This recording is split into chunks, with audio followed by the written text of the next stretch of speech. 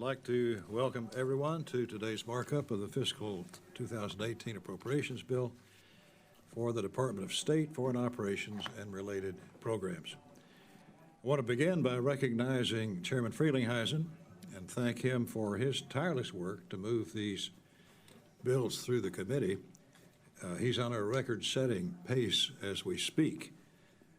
And if we finish the two bills scheduled in the full committee today or sometime in the future, that will be 7 of the 12 bills that will have passed through the full committee. I also want to thank Mrs. Lowy for her work on this subcommittee. I know she cares deeply about the programs funded in this bill.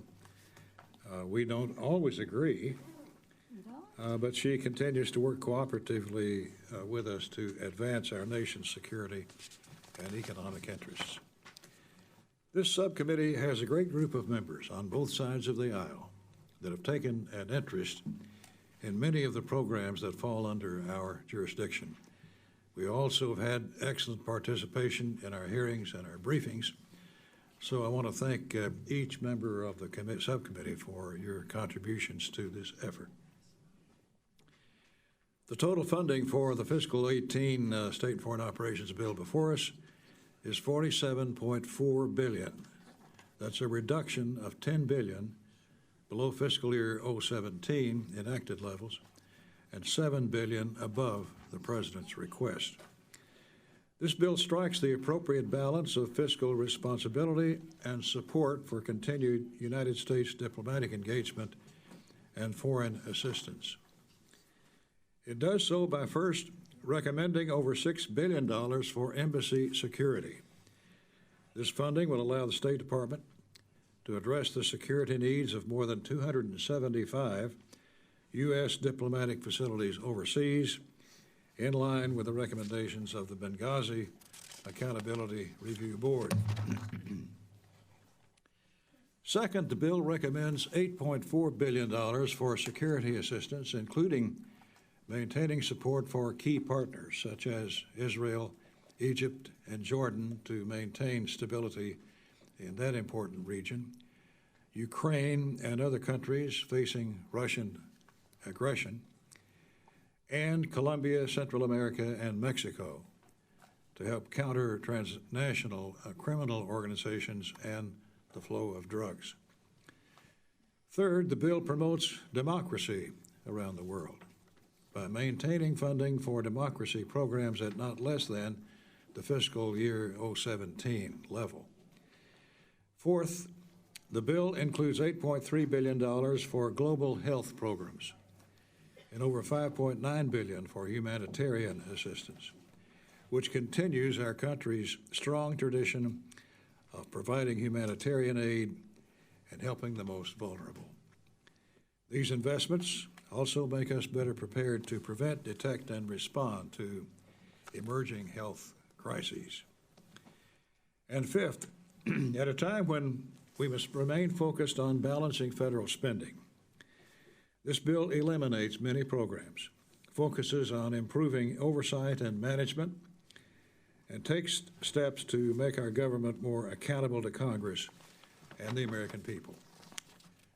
Finally, I want to express my appreciation for the work of the staff. We wouldn't be here without their work.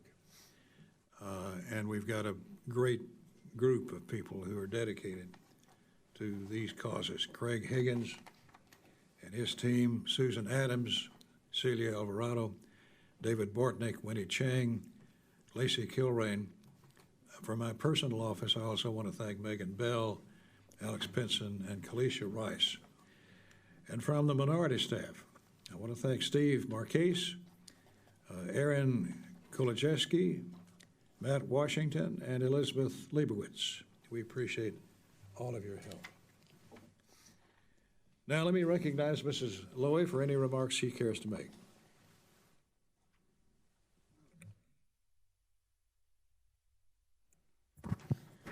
Well, thank you, Chairman Rogers, and our full committee chair, Mr. Frelinghuysen.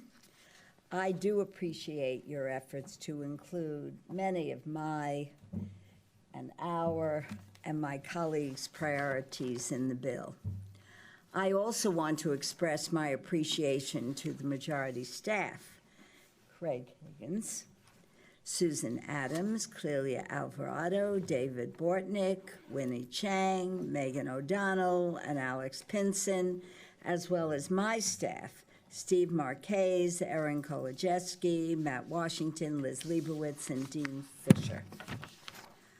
I am deeply troubled both by the President's request and the allocation for this bill, which is $10 billion below the total enacted level in FY 2017. I do appreciate the Chair's work to sustain unwavering support and robust funding for our close ally and partner Israel, as well as for Jordan, and to maintain our commitment to prioritizing development in the poorest countries.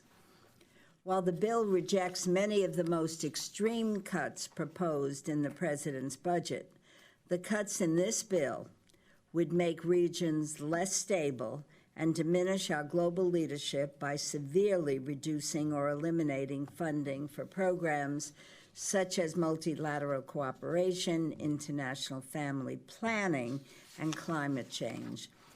The bill rejects the proposed elimination of several important agencies, although supporting them at reduced levels. The Asia Foundation, the U.S. Institute for Peace, the Inter-American Foundation, the U.S. African Development Foundation, OPIC, and the U.S. Trade and Development Agency do serve important functions in the United States' engagement with the world. The Chair protected funding for basic education, and I thank you, water and sanitation, democracy, women's programs, which provide communities the foundations for inclusive economic growth and poverty reduction. Yet these prudent choices are dramatically undermined by measures that hinder our shared goals. This bill expands the global gag rule to all global health programs. I want to say that again because that's truly astonishing. The bill expands the global gag rule to all global health programs and prohibits U.S. contributions to UNFPA. If enacted, these restrictions would not only be dangerous for women around the world, but also would decrease the effectiveness of our foreign aid. While this bill provides $6 billion for embassy security, $1.9 billion above the President's request, it would still cut embassy security by 21% from the 2017 enacted level, a decision I struggle to understand given the current international landscape. The Security Assistance Appropriations Act of 2017 prioritized the operational and security needs of U.S. diplomatic facilities overseas. So I am confused as to how the safety of U.S. personnel is no longer a priority to this administration. Additionally, decreases in assistance to multilateral organizations, including an 18.4% cut to our UN contributions and failure to meet our obligations for assessed peacekeeping contributions, would send a signal to the rest of the world that the U.S. no longer keeps its word. This bill would also end all funding to the International Organizations and Programs account, ending U.S. support for critical agencies such as UNDP and UN Women. The hope may be that other nations will fill these gaps, but we risk the void being filled by those who oppose our values and interests. In recent years, humanitarian needs have taken a larger proportion of our limited resources. However, we prioritize short-term needs over longer-term strategies at our peril.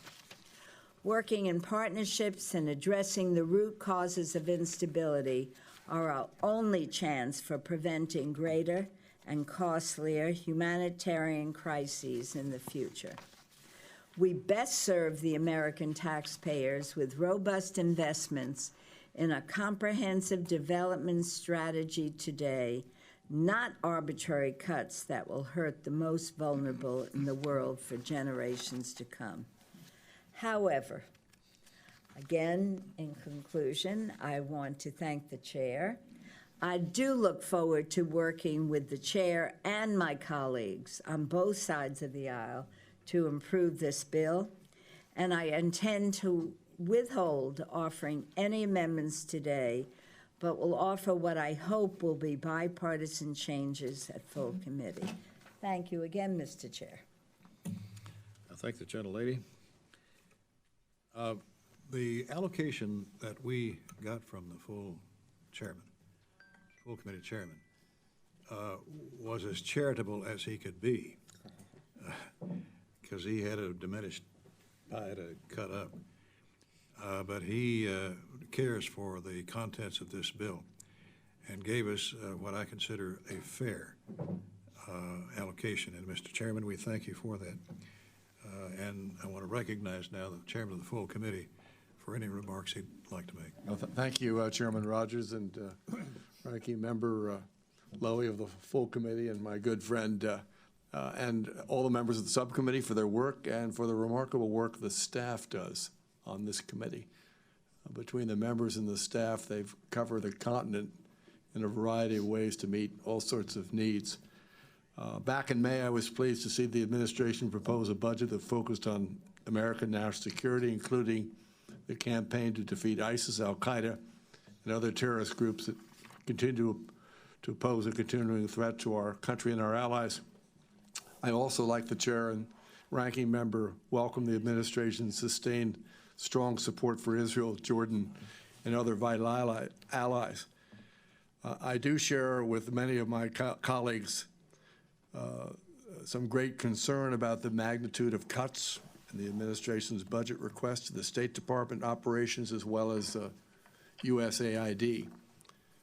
Those members and many of our non-governmental partners hope that America is not stepping back from its global engagement, because frankly the world is a better place when the United States leads. I just got back from North Africa, Mr. Chairman, meeting with a lot of countries that are struggling there with issues that relate to their, the protection from terrorist groups, and I think we need to renew our commitment not only in that part of the world but around the world to reassure people that we are still with them, still leading with our aid and assistance, and doing it in a responsible fiscal way. Thank you, Mr. Chairman. Thank the chairman. Are there members who wish to be heard?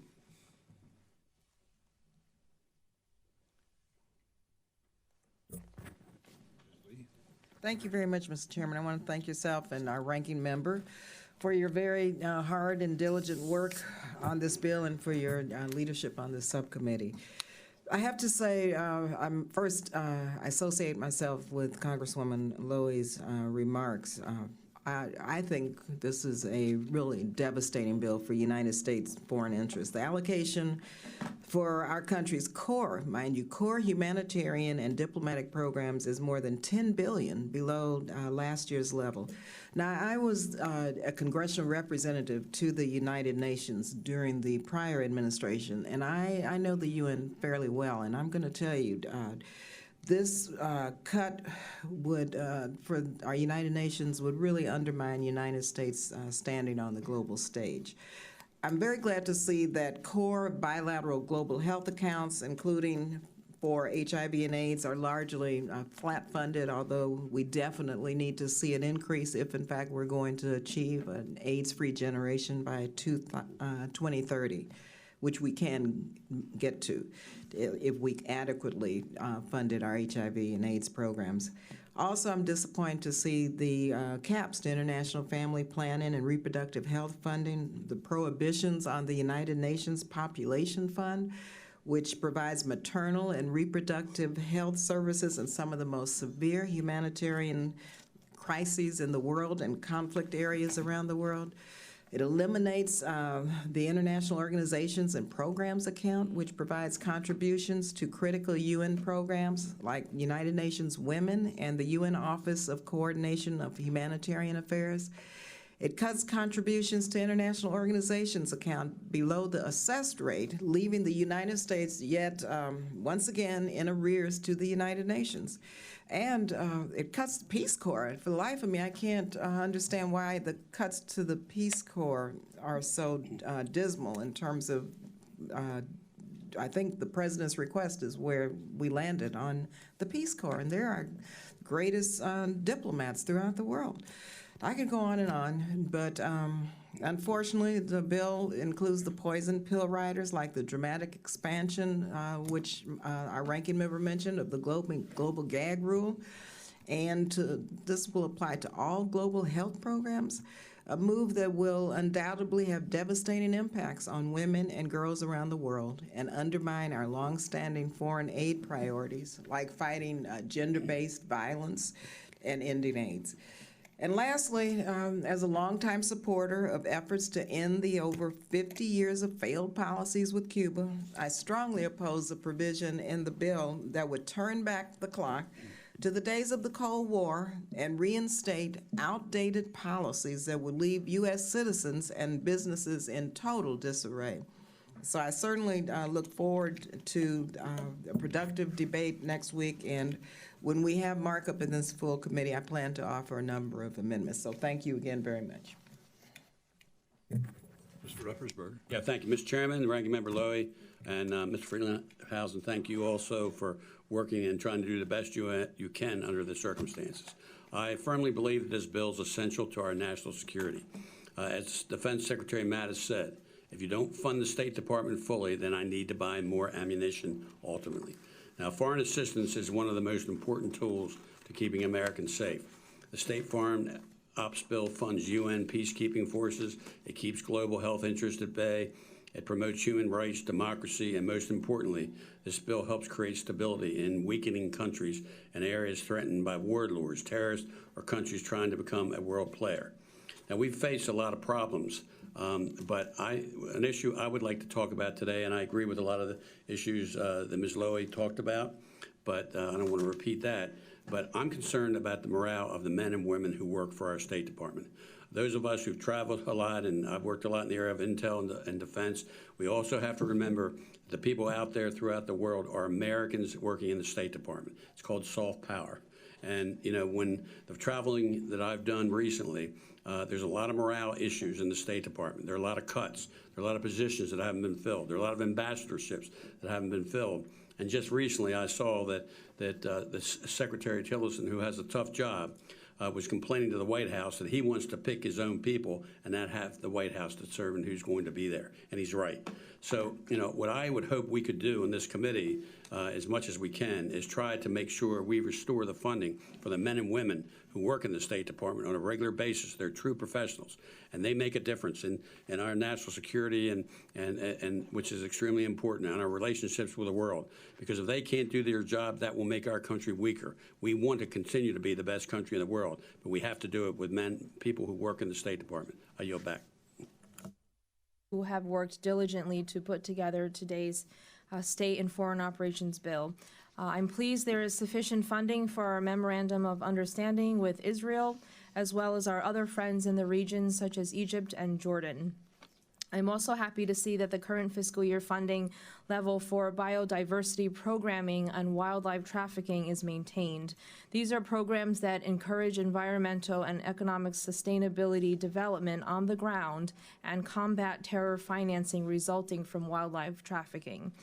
I'm disappointed that while there is language supportive of anti-Semitism efforts abroad, the Special Envoy for Holocaust Issues and the Bangladesh Labor Condition Improvement, there is no specific funding level allotted for these initiatives as I requested. Given the administration's reluctance in addressing some of these concerns, it's imperative that we provide at least a baseline level of funding in order to ensure that Congress's recommendations, such as actually filling the position of a special envoy for anti-Semitism, are heeded. I'm delighted that there is a new reporting requirement on the inclusion of feminine hygiene products in USAID WASH programs that I hope will begin to address the unique challenges that women and girls face. Adequate menstrual hygiene management directly impacts women and girls' access to education, economic opportunity, and even personal safety. These are crucial issues that must be integrated into development programs so that we are not missing the mark on empowering women who invest in the health and education of their families and communities. While I'm thrilled that the committee explicitly included this provision, I'm concerned that the severe cuts to development funding will impact our ability to actually implement any of these essential programs. Overall, this bill is a 17.4% reduction from last year. And yes, I know that number takes into account the additional funding appropriated last year for famine and security needs, but those needs have not disappeared, and we should not stop addressing them. As was already mentioned in multiple hearings, we heard Defense Secretary Mattis's view that underfunding the State Department's diplomacy efforts will mean that we need to buy more ammunition for the Department of Defense. Diplomacy makes us safer. Cutting crucial funding that strengthens our diplomacy efforts around the world is a complete misjudgment in what our priorities should be. How can we cut funding to global health by $403.95 million when we have seen so recently the dangers of leaving public health emergencies like Ebola and Zika underfunded?